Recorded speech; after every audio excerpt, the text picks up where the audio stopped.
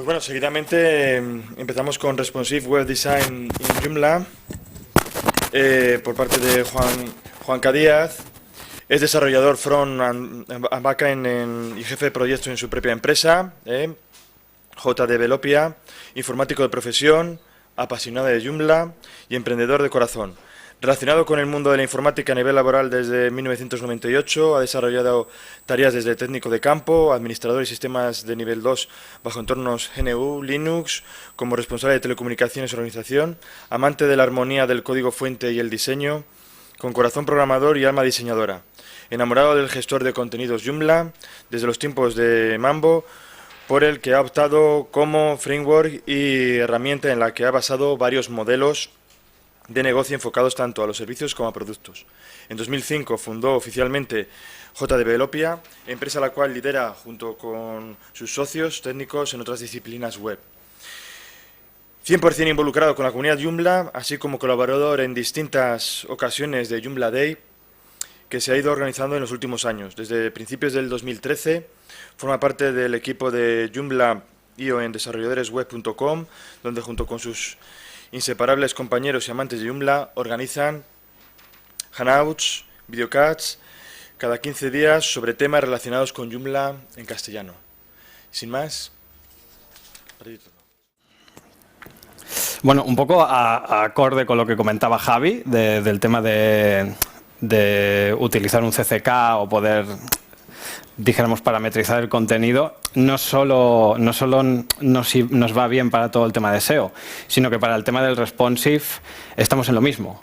Si tú no consigues definir y abstraer el contenido que luego se va a publicar en la web, o sabes maquetar o cada vez que vas a poner algo tienes que maquetar. Entonces, o sea que nos sirve, dijéramos, para las dos disciplinas, tanto para microdatos, para SEO, como para semántica, como para responsive. Vale. No sé si esto... Ahora. Vale, un poco lo que ya me ha presentado Ernesto. Entonces vamos a... Aquí tengo un pequeño guión, ¿vale? Un poco de toda la temática que tengo preparada, que es un poco definición de requisitos a la hora de afrontar un proyecto web. Luego veremos por qué.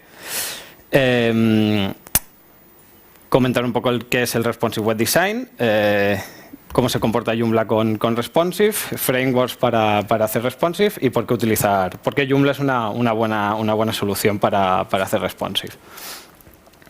Vale. Esto es un poco la situación que normalmente nos encontramos. Por un lado tenemos los backends y por otro lado tenemos los frontends. Y están así.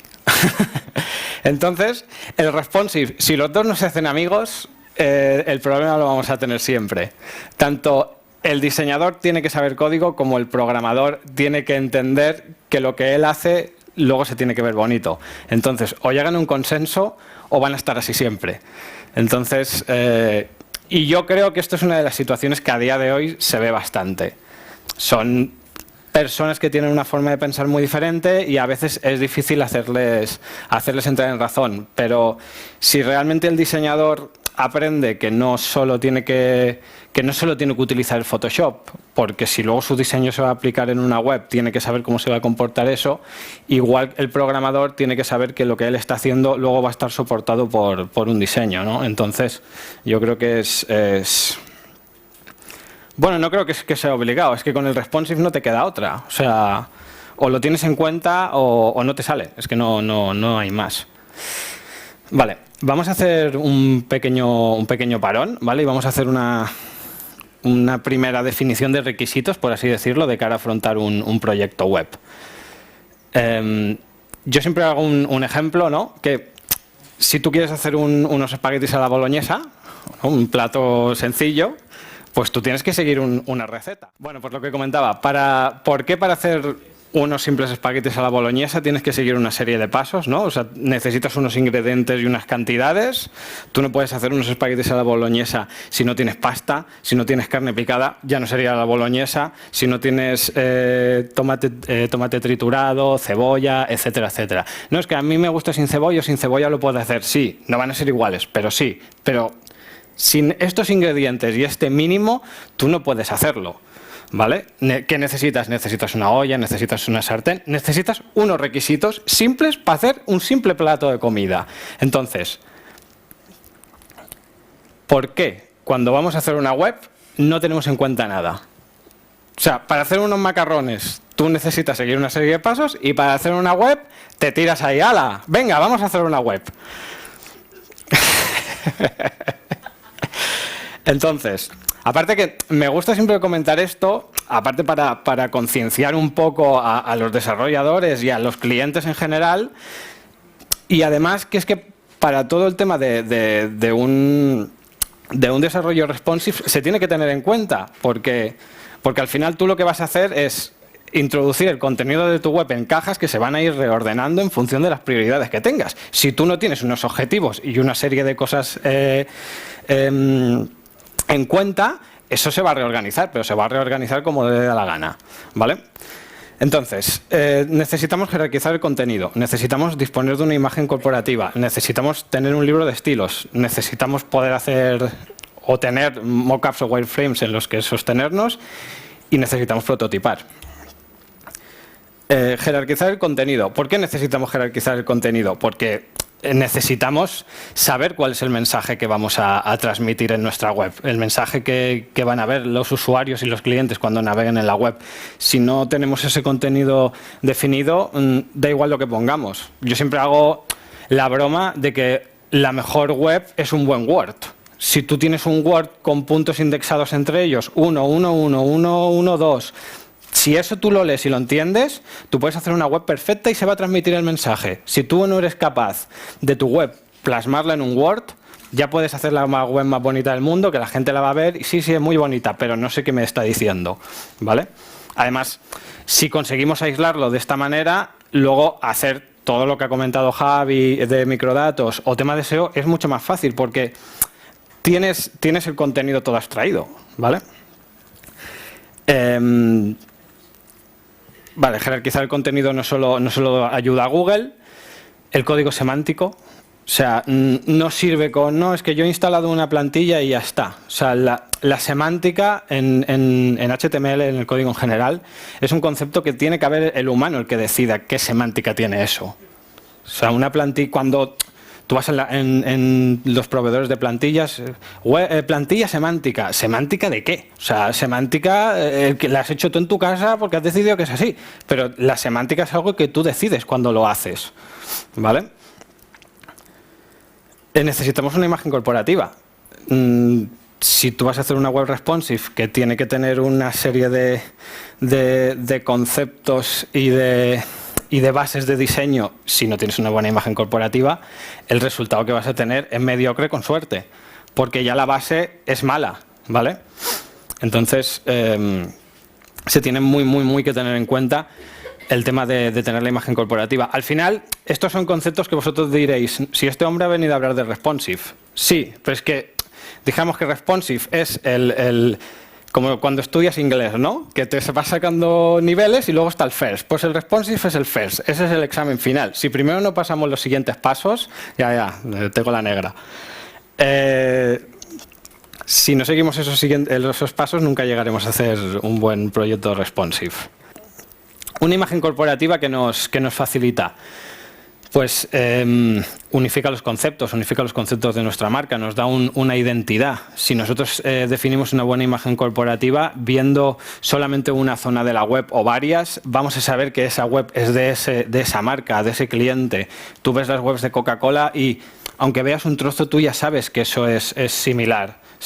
Son muchas veces cosas que no se pueden percibir porque es un tema de colores, de usabilidad, de diseño al fin y al cabo, ¿no? Y todo esto también te transmite una confianza y una calidad. Tú no vas a comprarle a uno o a otros porque te guste más u otro. O sea, al final, ¿por qué funciona Apple? Es bonito y no lo sabes. Pues ahí lo tienes. Es diseño, claro, es que es así. Esto, por ejemplo, es un ejemplo de una identidad corporativa para un cliente. Aquí lo que estás haciendo es, no sé si se ve más o menos, ¿no? Tú defines una imagen corporativa con unas medidas, que esas medidas cuando se van haciendo pequeñas no pierdes la la identidad de marca de esa marca, ¿vale? Aquí faltarían pruebas de color en un fondo blanco, en un fondo gris, en un fondo negro, si la marca se sigue transmitiendo lo mismo, si no, etcétera, etcétera. Pero esto lo tienes que desarrollar y pensar desde el principio que lo haces. No te puedes plantar y con un logo sencillo. No, es que he cogido un logo de aquí de 2 euros y me lo he cogido. Pues que se puede hacer, pero claro, luego pasa lo que pasa. Una buena identidad corporativa lo que te da es una paleta de colores con la que tú puedes luego trabajar, una paleta de colores con la que luego tú puedes hacer propuestas de diseño, flyers, todo. Es como una guía para luego poder hacer diferentes aplicativos o lo que quieras, ¿vale? Un libro de estilos. A mí el libro de estilos me gusta definirlo como el punto de encuentro entre el backend y el frontend. O sea, el libro de estilos es la Biblia. Si el libro de estilos, una vez cerrado, dice que el titular del artículo se ve así, esto se tiene que ver así. Se ponga el frontend como se ponga y se ponga el backend como se ponga. O sea, esto se tiene que ver así. ¿Por qué? Porque es el libro de estilos. Y el libro de estilos no solo nos está definiendo pues un H1, cómo se tienen que ver las imágenes, cómo tienen que ser los divisores, los diferentes... esto, por ejemplo, es una site con una navegación, con un over, diferentes... si nos fijamos aquí tenemos un box que es un box primario, o sea, un box con el color primario y un box con el color secundario. Tú cuando estás aplicando una caja le estás diciendo si quieres que es primaria o secundaria, etcétera, etcétera. Todo se sustenta en el libro de estilos. Entonces, el libro de estilos, además que si tú defines bien un libro de estilos, estás garantizando que no haya peleas, porque es que eso es lo que manda. Ese es el punto en el que no hay discusión. Y si hay discusión, se cambia en el libro de estilos. Y afecta a todo lo que tenga que ver con el libro de estilos. Tú haces una web, luego haces un flyer y si el libro de estilos marca eso, pues cambia las dos cosas, no pasa nada. Esto es la guía que manda, ¿vale? El libro de estilos nos ayuda para estandarizar estilos, es un acuerdo común, sirve tanto para diferentes aplicaciones, no solamente para web, y lo que nos garantiza es una coherencia y una unidad. Vale, tema de mockups y wireframe. Mockups y wireframe, no sé si conocéis el concepto. Vale. Esto básicamente lo que nos sirve es, una vez que un cliente o un proyecto a desarrollar más o menos sabes de qué va a ir, tú estás haciendo un borrador, como si estuvieras haciendo un borrador en un papel o en una servilleta, y ahí es donde discutes. No, es que yo he pensado que el directorio tiene que tener 50 fotos, enlaces, un montonazo de cosas, porque te lo dice el cliente que se necesita. ¿Vale? Él lo piensa en su cabeza que tiene que ser así. Luego haces el borrador y eso no se agarra por ningún lado, porque no tiene coherencia, porque los enlaces no tienen sentido ponerlos al lado de las fotos, lo que sea. Ahí es el momento en el que tú puedes hacer un borrador y no estás perdiendo 5 tardes en desarrollar lo que te ha pedido él, que es la idea maravillosa del mundo, que es el Facebook 2, pero luego no casa. Tú haces un borrador y se lo estás diciendo. Esto no va a funcionar así, hostia. Y aparte que se lo argumentas, porque mira lo que pasa si ponemos esto así o esto así. Y ahí es el momento en el que no pierdes tiempo y además haces un producto mejor. Además que un mockup o un wireframe te permite, en ese momento que estás definiendo las cosas, le puedes meter la semántica, le puedes meter el SEO, se lo puedes meter todo. ¿Por qué? Porque estás definiendo lo que luego se va a hacer. ¿Vale? Nos ayuda para que no haya confusiones, desvirtualizamos el concepto y la idea de lo que estamos haciendo.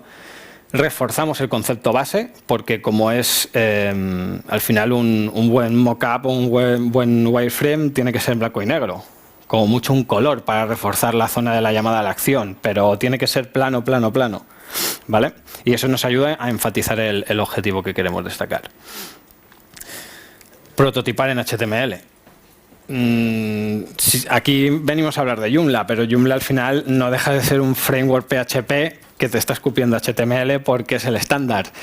No, es que Joomla es muy difícil. No es que Joomla es muy difícil, es que es un framework PHP que te escupe HTML. Si no sabes HTML, no te metas en PHP hasta que no sepas muy bien HTML. No, claro, es que si no sabes, te metes directamente en Joomla. Hostia, es que es muy difícil, es una mierda. No sabes, o sea, que no pasa nada. Es que Estás, como te ponía el ejemplo antes, ¿no? Estás queriendo hacer atletismo y te vas a un Ironman. Vas a palmar, o sea, le vas a pillar una manía a los Ironman que te cagas, porque, claro, porque estás en primera división. Entonces, además que prototipar en HTML lo que nos hace es vuelta a lo mismo que con el wireframe. Le presentas al cliente o con la gente que estás desarrollando algo una propuesta, hacer los cambios en HTML es mucho más fácil, ves si funciona, puedes hacer pruebas unitarias en dispositivos, etcétera. Y cuando eso ya lo tienes cerrado, luego ya te encierras en la Batcueva y te lo pones a programar todo y lo dejas todo perfecto. Pero esto es el escenario ideal, luego no pasa, pero es el escenario ideal. Y volvemos a lo mismo. ¿Pero por qué todo esto? Pues es muy sencillo. Cada vez desarrollamos para multidispositivos. Cada vez que si las pantallas tienen más densidad de píxeles, que si ahora ha salido una nueva, que si ahora van a ser en 4K, que etcétera, etcétera. Cada vez hay más competencia. Cada vez es más difícil captar la atención al usuario. Cada vez nos encontramos en un sector que está mucho más profesionalizado. Cada vez, para cada proyecto, necesitamos perfiles más multidisciplinares. Cada vez tenemos que tener más en cuenta el SEO. Cada vez se le da más importancia a todo el tema de la analítica web. Cada vez implementa servicios de terceros, sea por API o sea como sea. Entonces, tener todos estos puntos que acabamos de comentar, al menos en cuenta, nos va a ayudar a que cada vez estemos más cerca de todos estos factores ajenos, pero que están relacionados directamente con el mundo del desarrollo web, ¿vale?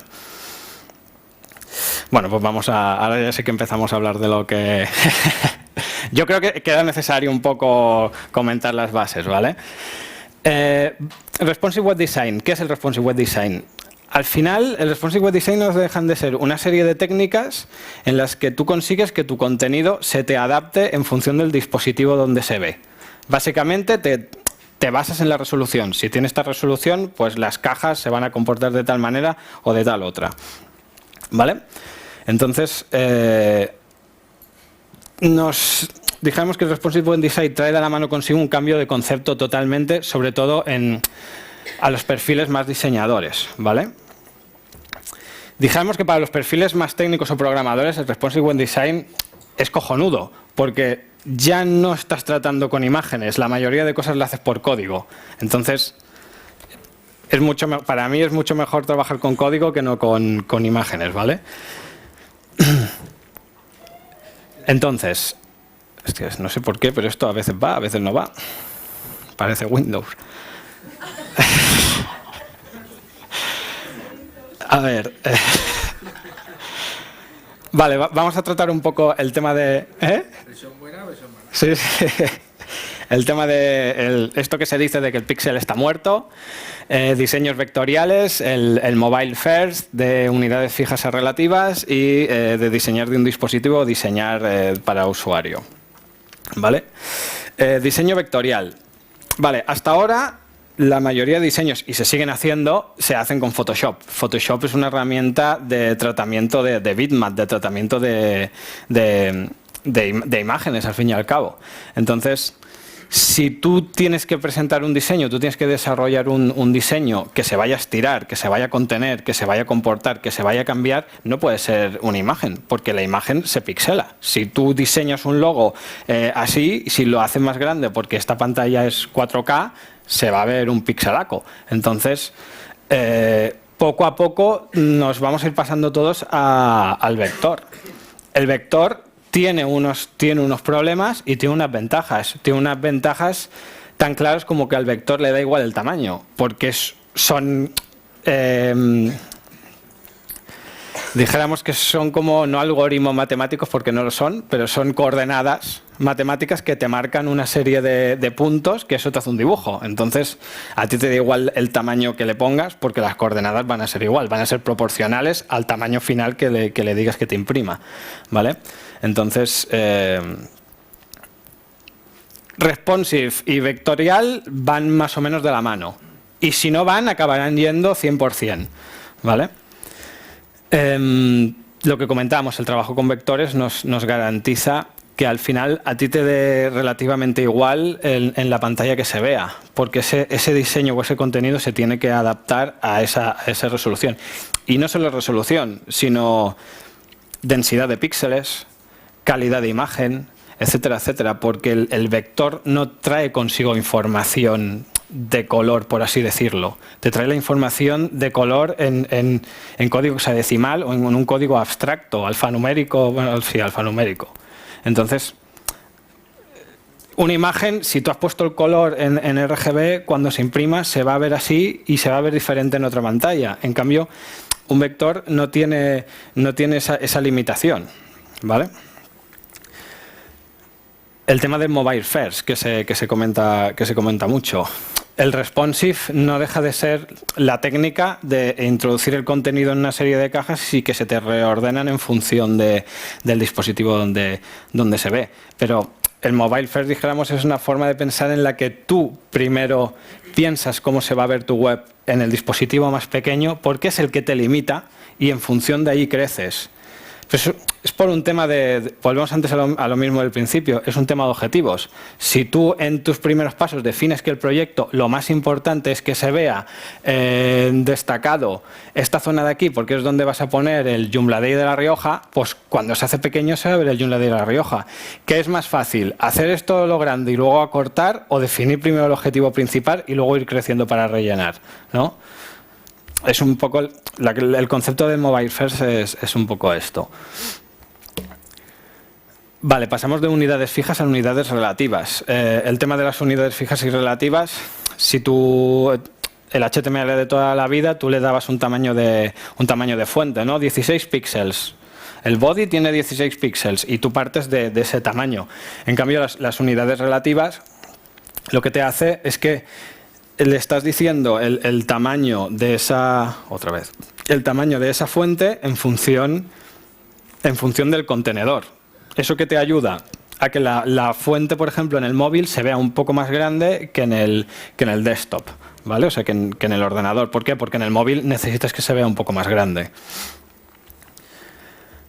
Ya no se piensa de diseñar solo para un dispositivo. Tu diseño se va a ver en diferentes dispositivos, lo que comentábamos antes. Pantallas 4K, pantallas con más densidad de píxel, que si Apple saca las pantallas Retina, que si etcétera, etcétera. Es que yo ahora lo veo, Internet lo veo en la Game Boy, es que etcétera, etcétera. Claro, si tu diseño está bien pensado y está bien adaptado al responsive, se va a ver supuestamente igual en todos los sitios. Y además te garantizas, dijéramos, una perdurabilidad en el tiempo. Si mañana sale Internet en las neveras, pues, bueno, me miráis raro, pero saldrá, o sea, porque estamos así de locos, saldrá. Si tu diseño es responsive, se podrá ver allá, ¿vale? ¿Tiene sentido o no? No, pero se podrá ver. Vale, aquí he puesto un ejemplo de webs que hemos desarrollado nosotros, ¿vale? En diferentes dispositivos. Todo esto son Joomlas, ¿vale? Y volvemos a lo mismo.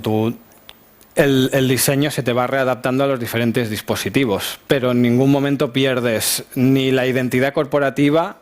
Tú sabes siempre que estás en la web donde estás, etcétera, etcétera.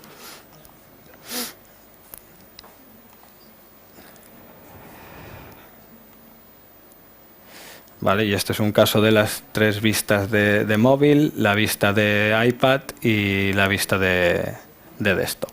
¿Vale? Por ejemplo, aquí es claro que la imagen destacada que queda muy bonita cuando la ves en el iPad y en el ordenador de escritorio, en el móvil no tiene sentido, porque en el móvil seguramente se te corta aquí. Entonces, en el móvil lo que te interesa es que veas qué día se va a hacer el evento.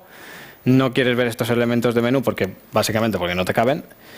Y como mucho que sabes que hay torneos y una imagen del primer torneo que más te interesa destacar porque es el que más va a llamar la atención, ¿vale? Pues todo esto con una buena estrategia de responsive lo puedes hacer. Vale, estos son otros dos ejemplos. Por ejemplo, esta es la web nuestra de Youngouts. Claro, a nosotros nos interesa mucho que lo primero que se vea es cuándo va a ser el programa. Pues en el dispositivo se tiene que ver lo primero el próximo programa que va a haber. En cambio ellos, por ejemplo aquí, tienen un slide. Ahora tienen esta imagen, pero otras veces han tenido pues anteriores conferenciantes que han venido a sus eventos. Vale, esto está muy bien, pero tú en el móvil lo que quieres ver es el próximo que se va a hacer o qué se está haciendo ahora. Esto a ti no te interesa, pues en el móvil no se tiene que ver. Al final tenemos que tratar de ser be water my friend, ¿no? O sea, que el contenido sea más líquido, sea más fluido, para que dé igual en el tamaño que tú veas que se te readapte. Vale, Joomla y Responsive. Esto es una cosa que siempre comentamos, y es que desde noviembre del 2012 Joomla incorpora de base Twitter Bootstrap tanto en el frontend como en el backend, y es el primer CMS de software libre en implementarlo. Como somos muy malos en marketing, porque la mayoría somos frikis, no hemos sabido vanagloriarnos de esto, pero es verdad y hay datos, entonces hay que decirlo. Entonces, al ser tanto el front como el backend responsive, esto comporta una serie de ventajas, ¿vale? Sobre todo partiendo de la base que se ha optado por Twitter Bootstrap, que es uno de los frameworks más utilizados para hacer responsive.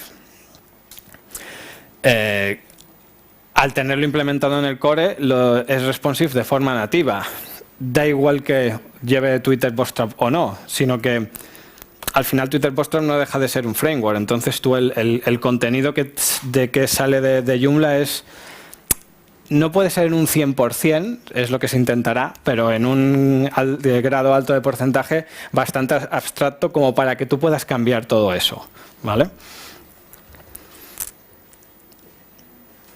Básicamente esto lo que te garantiza es que el sistema ya está pensado para que tú luego le puedas poner las capas con un framework responsive o haciéndolo tú mismo, como quieras, porque el contenido, o sea, nativamente ya está pensado para que salga así.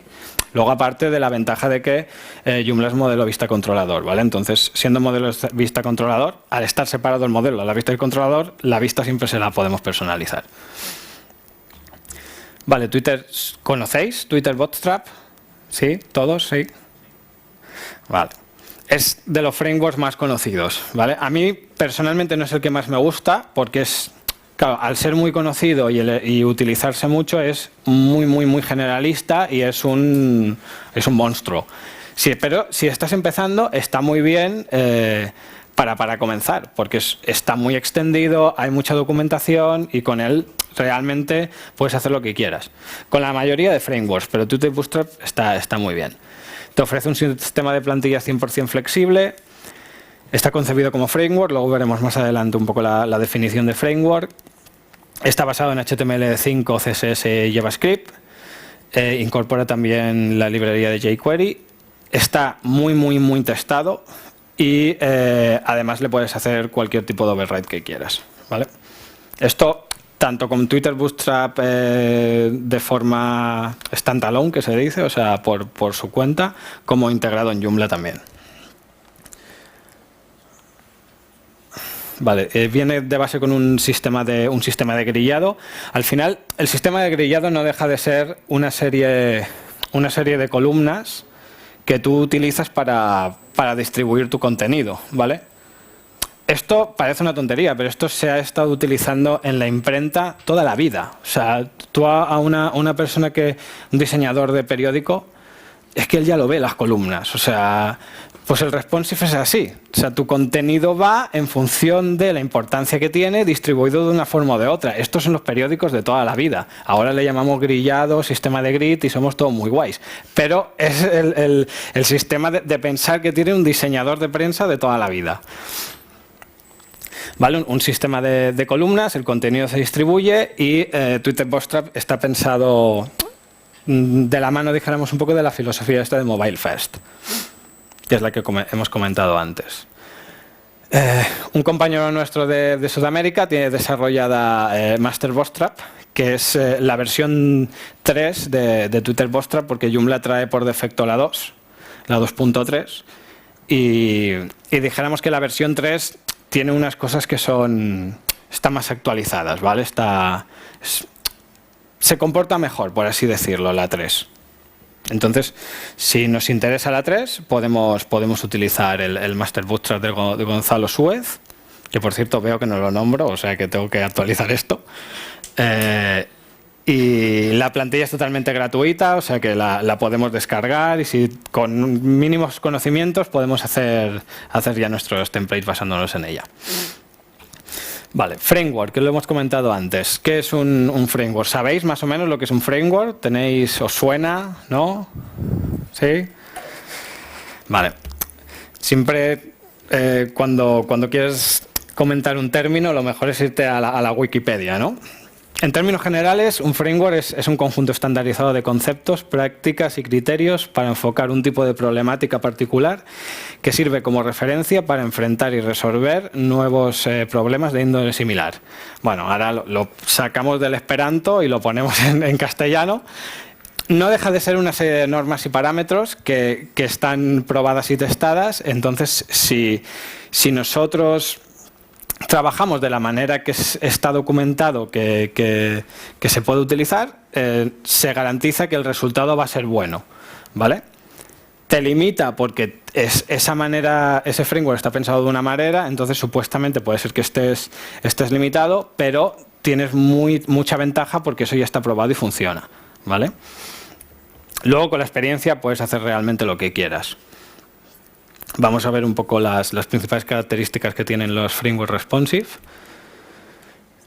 Sí, bueno, les comento así un poco por encima. El tema de soporte cross-browser, reticular responsive, están optimizados. Normalmente todos nos ofrecen un master template, que es un template gratuito, y todos son HTML5 y CSS3 y jQuery o librerías de JavaScript. Soporte cross-browser. El soporte cross-browser básicamente es una serie de comportamientos que nos garantizan los frameworks, como por ejemplo un reset CSS estandarizado.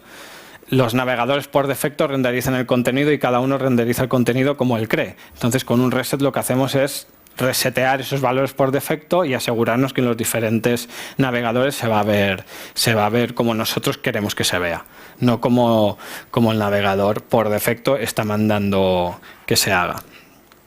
No es que el navegador lo haga mal, sino que es que dijéramos que parten de la base de que puede ser que haya contenido que no venga estilizado y entonces ellos como navegador le ponen su estilo que creen, le aplicas un reset y ya está. Te garantizan retrocompatibilidad, es decir, hasta ciertos niveles, no esperemos retrocompatibilidad con Internet Explorer 6, que es el Mordor de los navegadores de Internet. Entonces, dijéramos que utilizando un framework hay cierta compatibilidad que te la garantizan. Por una serie de técnicas, por ejemplo, como pueden ser los fallbacks, que son saltos hacia atrás si el navegador es muy antiguo, entonces readaptas ese tipo de contenido para que se vean navegadores antiguos, etcétera, etcétera, etcétera. También aquí nosotros tenemos que hacer un poco de esfuerzo para que si un cliente te viene y te dice no, es que en Internet Explorer 7 no se ve, pues tú le digas que no se puede ver. Porque, claro, estamos hablando de un navegador que tiene 5, 6 años, 4, es viejo. O sea, lo siento, ¿no? Pero es que yo tengo Windows XP, ¿vale? Lo tendrás pirata, encima, etcétera, etcétera. O sea, no se te puede dar soporte a eso. Es que claro, si nosotros, que somos los que tenemos la mano de mandar, entre comillas, no se lo hacemos y se lo decimos, pues anchas Castilla. O sea, él no sabe realmente, no tiene el conocimiento. Somos nosotros los que tenemos que hacer un poco de fuerza con esto. Otra cosa es que te venga con el Google Analytics y te diga, no, es que mira, a mí todos los clientes me compran y tienen Internet Explorer 7. Pues te hago una web solo para Internet Explorer 7 porque es donde tú tienes tu modelo de negocio. Pero porque sí, no. Y el soporte de mixins. Soporte de mixins es un poco, va relacionado directamente con el soporte cross-browser, porque al final, o sea, un mixin hay veces que pues sobre todo Chrome y Firefox tienen motores de renderizado diferente, entonces para hacer algo igual, cada uno lo hace con unas instrucciones diferentes. Claro, esto cuando haces una cosa no pasa nada, cuando haces 50, pues 50 por 2 son 100. Y como queremos hacer 50 y no 100, entonces el mixin lo que te hace es que tú introduces los valores una vez y él te los remaqueta, por así decirlo, para los diferentes motores de renderizado, ¿vale? Si os suena algo a chino o no entendéis, me lo preguntáis. O sea, no hay problema. Vale, todos tienen reticular responsive, que es lo que hemos comentado antes por encima.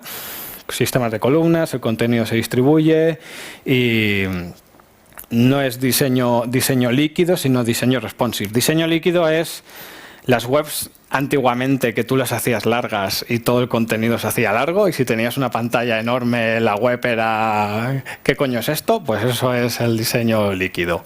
Claro, en su día tenía sentido porque nadie tenía una web de nadie tenía una pantalla de 27 pulgadas en su casa. Ahora lo raro es tener una pantalla pequeña, ¿no? Vale, y te traen muchas más funcionalidades de base, ¿vale? Están optimizados, cumplen estándares, tienen su propio panel de administración que nos facilitan las cosas, nos ofrecen un master template. La mayoría son 100% customizables, o sea que ellos te vienen con un comportamiento por defecto, pero si sabemos podemos cambiarlos. Incluyen técnicas de Web Performance Optimization, etcétera, etcétera. Tenemos muchas opciones de frameworks para Joomla. Tenemos Bootstrap como tal. Tenemos Master Bootstrap, que lo hemos comentado. Tenemos Warp. Tenemos Warp UIKit y tenemos UIKit a solas, que es un poco como Bootstrap. Tenemos Granty, tenemos T3 Framework, tenemos Govern, tenemos un montonazo. Y todos estos que yo menciono aquí tienen una opción gratuita. O sea que si no los utilizamos, si no los probamos, es porque no queremos. Vale, ¿por qué utilizar Joomla? Volvemos otra vez a lo que hemos comentado antes. Joomla es responsive de forma nativa. Entonces, ya hace años que está pensado así. Entonces, partimos con una ventaja. Porque no solo el frontend es responsive, sino que el backend también. Entonces, Joomla es modelo vista controlador. ¿Qué significa? Modelo vista controlador. No lo voy a explicar también como Roberto nos saldría aquí y haría una escenografía, yo no voy a llegar a tanto, pero básicamente el modelo vista controlador es una arquitectura de desarrollo de software que te separa los datos, la lógica de negocio y la interfaz de usuario. O sea, datos por un lado, la lógica de negocio por otro y la interfaz de usuario, las vistas, el diseño por otro. Entonces, si un framework como Joomla está desarrollado en base a modelo vista controlador, nos garantiza que todo lo que salga en la parte de interfaz de usuario lo vamos a poder cambiar. Esta es una de las principales diferencias que tiene WordPress y Joomla. Entonces, cualquier persona que sea un poco técnica le dices esto es modelo vista controlador y esto no, y se va a ir al de vista controlador. O sea, aquí se acaba la discusión y no voy a decir nada más de Joomla contra WordPress. Pero esto es yo creo que es uno de los motivos, es que si te explican esto no hay más no hay más pelea. Para mí Joomla es una base de desarrollo perfecta porque yo lo veo 25% CMS, o sea, gestión de contenidos. Significa que está pensado para gestionar los datos que almacena y no para técnicos. Drupal sí que está más pensado, todo se tiene que hacer de cero. Joomla de base está pensado como CMS, es decir, está pensado para que alguien ajeno al desarrollo, ajeno al código, lo pueda utilizar y lo pueda entender. O sea, te garantiza una usabilidad de base. Se puede utilizar como framework, es decir, como el modelo vista controlador. Si tú sabes programar, lo puedes hacer llamadas a toda la arquitectura que tiene Joomla utilizando su framework. Tiene una comunidad fantástica. El ejemplo es el evento que estamos montando hoy aquí. Es evento 100% comunitario. Nosotros no cobramos nada por vender Joomla, entre comillas. Entonces, mejor ejemplo que este creo que no hay. Además, si visitáis foros de Joomla, preguntáis por Facebook y demás, normalmente siempre estamos nosotros y otros compañeros y siempre estamos resolviendo dudas, ayudando, etcétera, etcétera, etcétera. Y Joomla es 100% open source, que es código libre, licencia GNU-GPL, es 100% personalizable, al fin y al cabo 100% filosofía open source. Y un poco por qué lo hace tan especial. Esto es un poco redundante a lo anterior, ¿no? Pero Joomla nos ofrece una base muy, muy robusta. La tecnología en la que está hecha es una tecnología muy, muy estandarizada, muy, muy simple, muy normal, muy común en Internet. PHP, base de datos, modelo vista controlador. Ya acabo, que os veo con caras de nos queremos ir a comer. Hay muchísimas extensiones de terceros. La ecuación entre la usabilidad, la documentación que encontramos y la curva de aprendizaje es muy fácil. O sea, contra más vas aprendiendo de Joomla, más te das cuenta que puedes hacer muchas cosas. Aparte que es muy agradecido porque poniendo un poco de tu parte lo que recibes es mucho mayor. Por lo mismo, por un tema de documentación, un tema de usabilidad y curva de aprendizaje y un tema de comunidad. Va todo enlazado. Joomla te permite total libertad en cuanto a diseño, porque lo puedes cambiar todo. Le puedes cambiar hasta el backend por completo, personalizado totalmente para el cliente. No tiene a veces mucho sentido, porque si ya de forma nativa funciona bien, ¿para qué se lo vas a hacer? Pero a veces, cambiándole 4 colores y 4 chorradas, el cliente ya está emocionado. Pues fantástico. Al fin y al cabo, todos estos conceptos los que nos garantizan es un éxito asegurado, ¿vale? Y con Joomla podemos hacer lo que queramos: directorios, blogs, e-commerce, portfolios, desarrollos a medidas, webs para eventos, webs corporativas, etcétera, etcétera, etcétera. Todo esto parecen ventajas, pero nos tenemos que ensuciar. De nada sirve, o sea, nos dan mucha faena, pero si no trabajas y no le echas horas, no le vas a saber sacar el potencial. Entonces, básicamente a veces, últimamente se ve mucho la tendencia de preguntas, por ejemplo, en redes sociales o gente que te pregunta, quiero hacer esto. Y, no sé, un multidirectorio de no sé qué, de no sé cuánto, patatín, patatán, pero si no sabes hacer una web, como que, no, pues voy a otro lado y lo vuelvo a preguntar. O sea, a ver, vamos a ver. O sea, las herramientas de software libre o cualquier herramienta está pensada para acometer bueno, es un poco redundante, ¿no? Acometer un cometido en concreto. Entonces, si tú quieres un comportamiento para ti, tendrás que aprender eso y luego variarlo, pero de base no aprietas un botón y eso te lo hace solo. Y no sé si hay dudas o preguntas. Ya sé que tenemos hambre, pero si no, luego por la tarde vamos a estar por aquí, así que no hay problema. Respecto a la adaptación a dispositivos móviles, ya sé que no es el formato habitual en un móvil, que es el formato como lo cogemos con la mano, pero una de las limitaciones que tienen todos los frameworks es cuando lo ponemos en modo apaisado, que nos falla todo el diseño. ¿Cómo solucionas? ¿Añades un corte específico para adaptarlo a ese formato? Sí, si está bien hecho no te lo tiene por qué desmontar.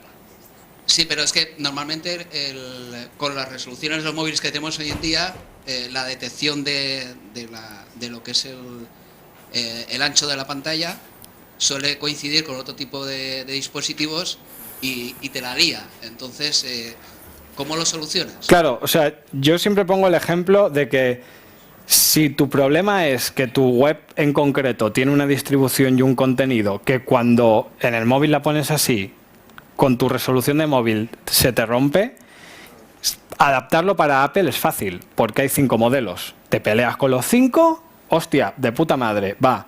Hazlo para Android, te mueres. Entonces, tienes que buscar una solución en la que con puntos de corte más genéricos tu contenido no se estropee. Entonces, es ir probando. O sea, tú al final cortes puedes hacer todos los que quieras. En principio, ya te digo, si se hace bien, no te tiene por qué ocurrir. Pero nunca encuentras el diseño perfecto, sobre todo en Android, porque en Apple puede ser. Claro, pero vuelvo otra vez un poco remitiéndome a lo que comentaba con Javi. Si tú consigues la introducción de contenido, tenerla controlada, puedes garantizar que lo que sale afuera está controlado. Una tontería tan grande como el titular de la noticia. Si tú el titular de la noticia tienes controlado que con 200 caracteres se ve bien, tiene que tener 200. No, pero es que con 210 no, tiene que tener 200 y punto. Y puedes hacer que en la vista de móvil se vea con 100 y en el grande con 200. Pero eso tiene que estar controlado. Si yo siempre hago la misma broma. El backend tiene que ser Barrio Sésamo. O sea, yo en el backend no tengo que meter ni una puta línea de código. El backend es Barrio Sésamo. Lo tengo que administrar yo y mi abuela. Ya está, porque si no, esa web no se va a administrar. Porque sí, yo soy técnico y yo hago maravillas, pero viene Pepe y no lo sabe. Y Pepe la lía y ahora en el móvil no se ve bien. Eso tiene que estar controlado. Tiene que ser un producto. Vale, y ahora otra pregunta. ¿Tú qué opinas de la tendencia que va a haber en los próximos años a dejar para ciertas webs de desarrollar aplicación móvil y que vaya todo a modelo adaptable. Para mí es fantástico, porque como me dedico a desarrollo web responsive, es fantástico. Pero yo siempre pongo otra vez un ejemplo. Tú, si quieres hacer una app para tus servicios, porque las apps están muy de moda, perfecto, tienes 6.000 euros para gastarte cada año. Para mí la respuesta es fácil. ¿Tienes 6.000 euros? Sí, perfecto, haz una app. Las apps son cojonudas, págalas.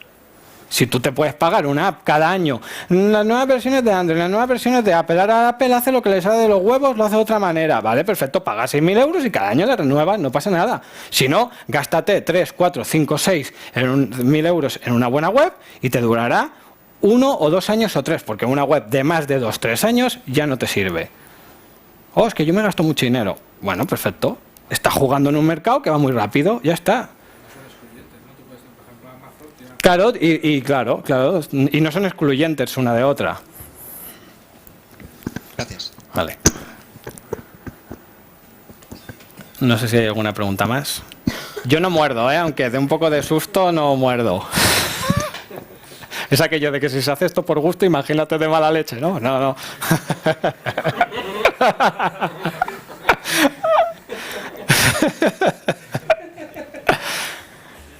¿No? ¿Nada más? Pues nada, nos vemos esta tarde. Muchas gracias.